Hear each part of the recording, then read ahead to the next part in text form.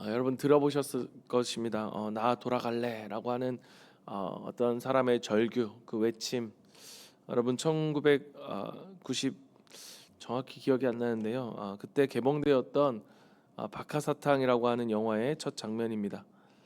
여러분 이 영화를 보셨는지 모르겠지만 이 영화는 개인의 인생이 거대한 사회 속에서 어떻게 짓밟히고 망가지는지를 그리면서 후회라고 하는 인간의 본성에 대한 이야기를 하는 그러한 영화입니다. 나 돌아갈래라고 외치는 절규에는 내가 자신이 망가지기 전에 어떤 그러한 상태, 순수했던 시절로 돌아가고 싶다라고 하는 간절한 열망이 투영되어 있습니다.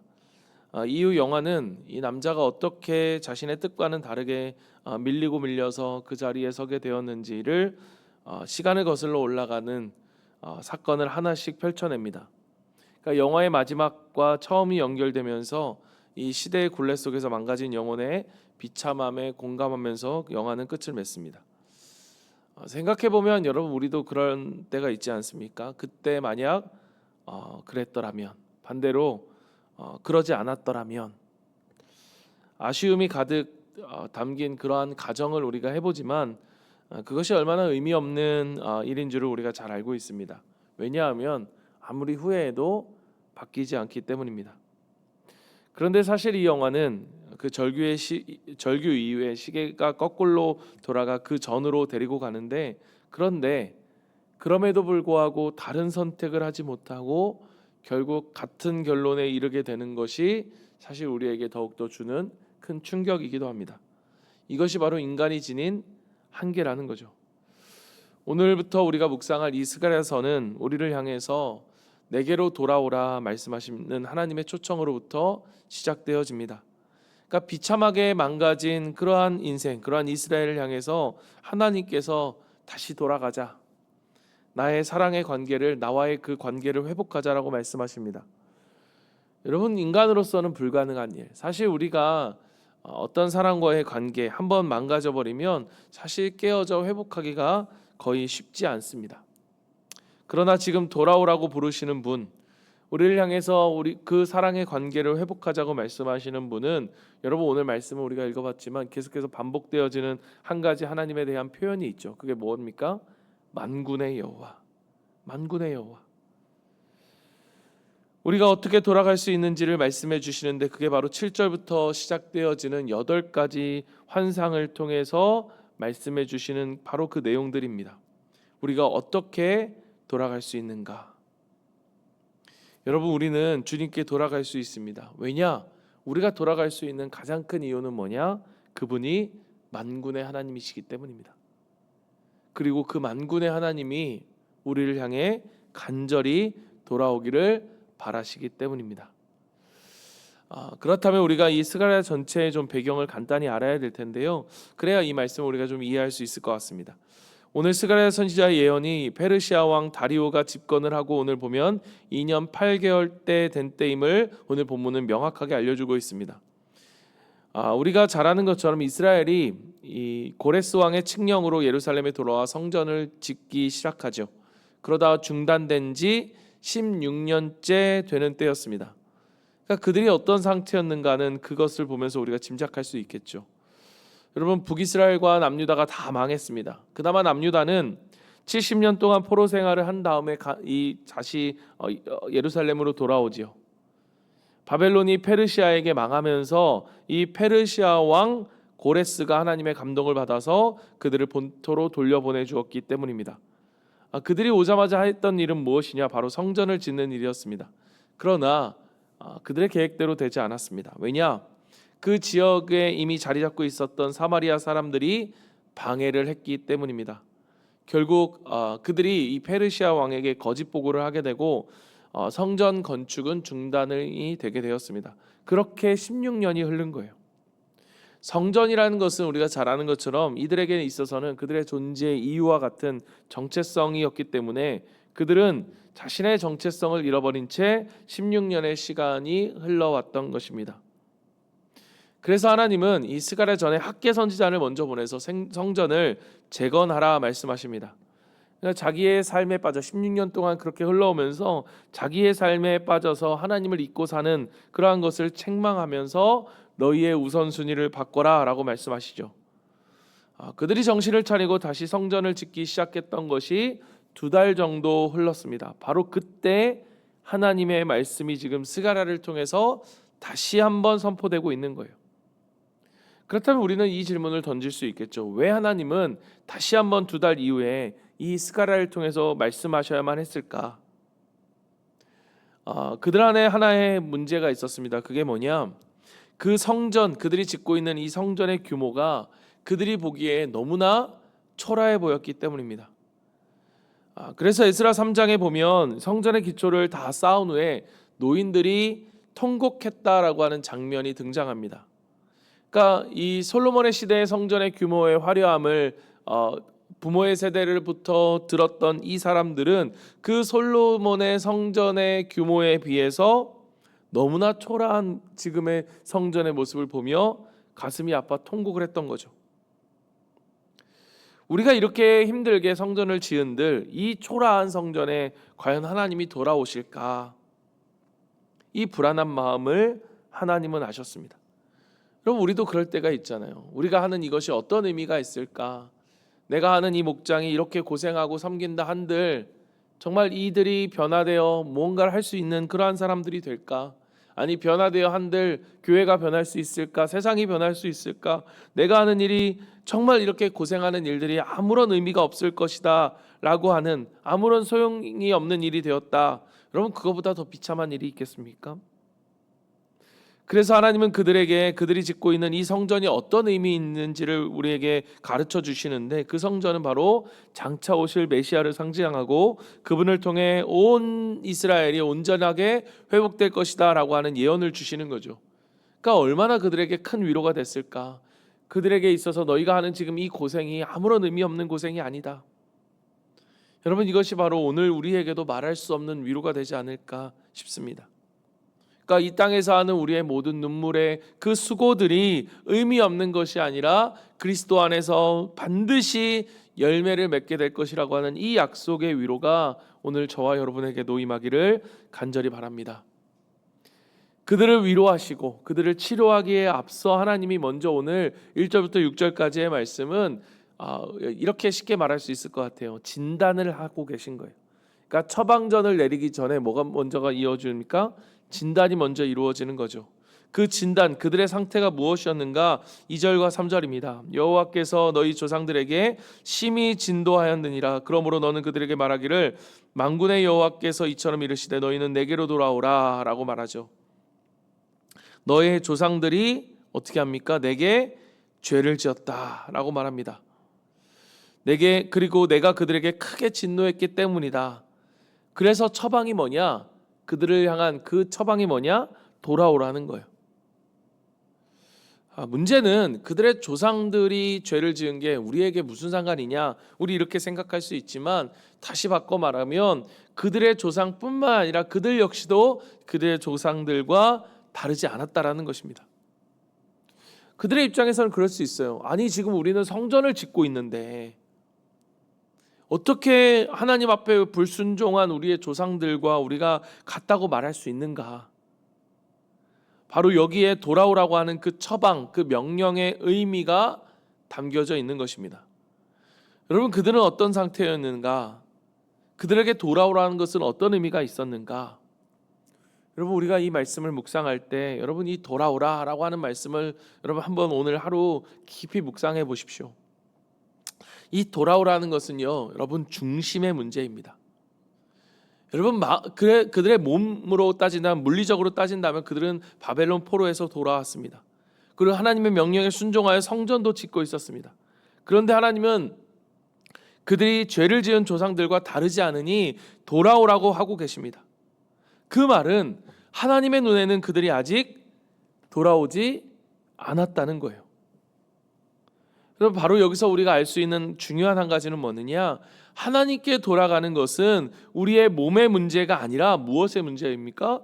중심의 문제이고 마음의 문제라는 거예요. 여러분, 우리가 가까이는 있지만 멀리 느껴지는 사람, 반대로 멀리는 있지만 가까이 느껴지는 사람이 있습니다.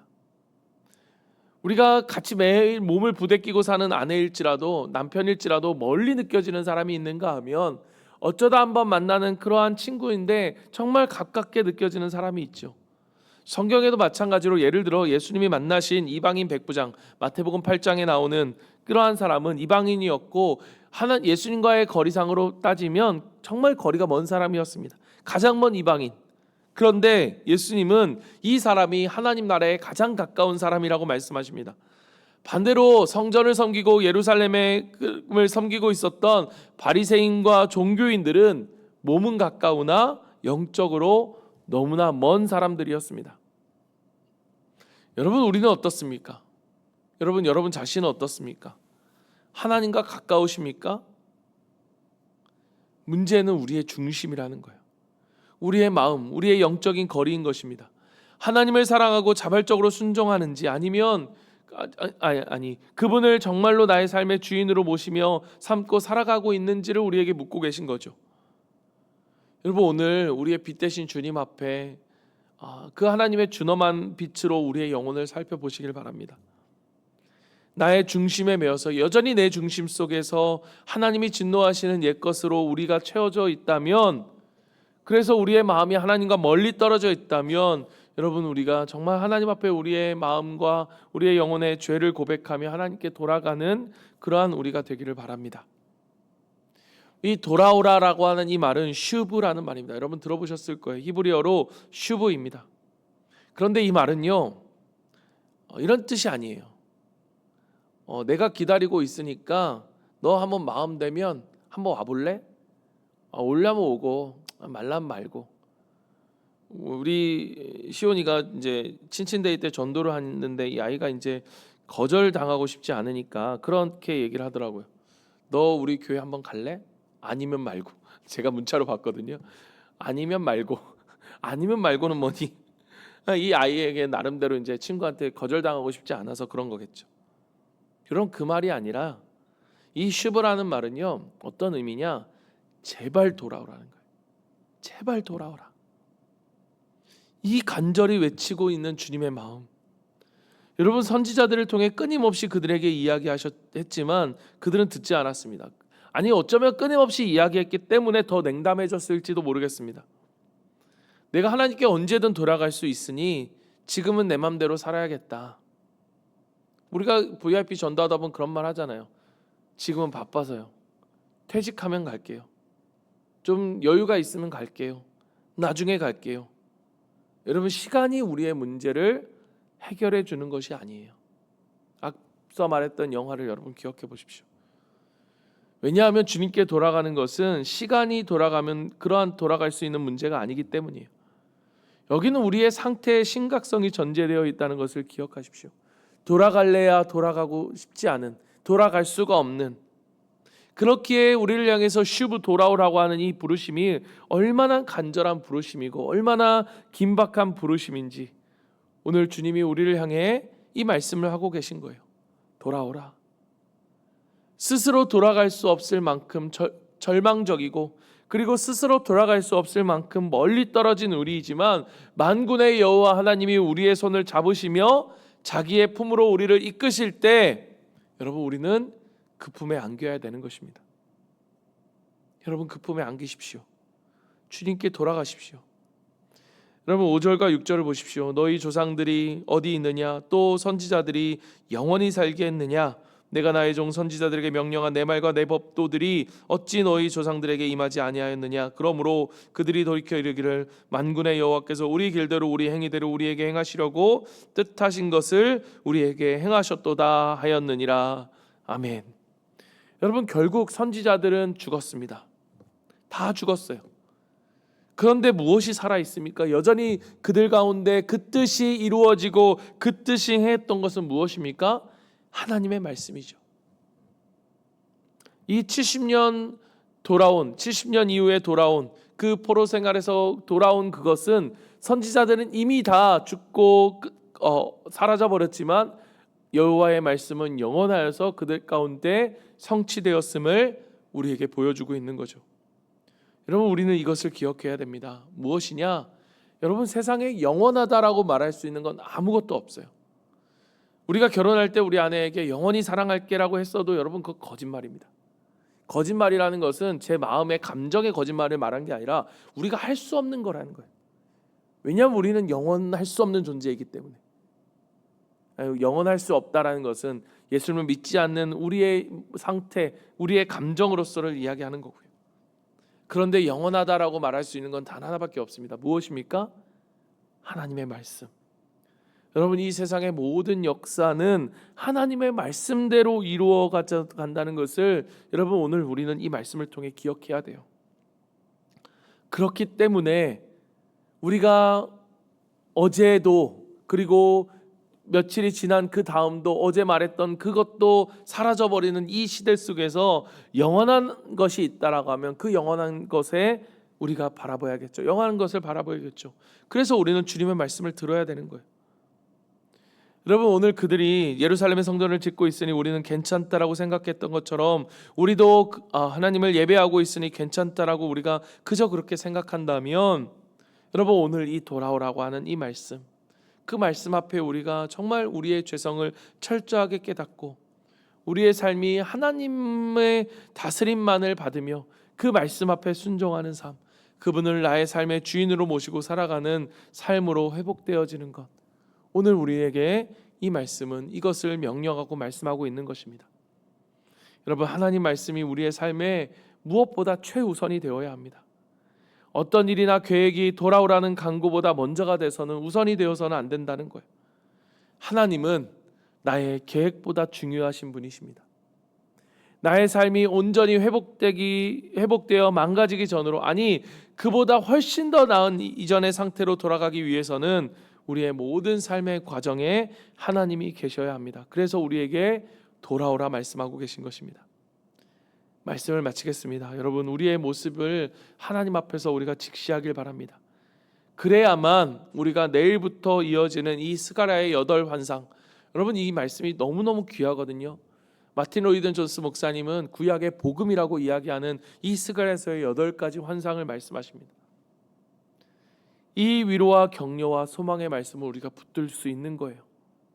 우리 안에 뿌리 뽑지 않는, 치료되지 않는 질병이 있음을 확인한다면 여러분, 우리는 그리스도를 뜨겁게 만나지 않을 수가 없습니다.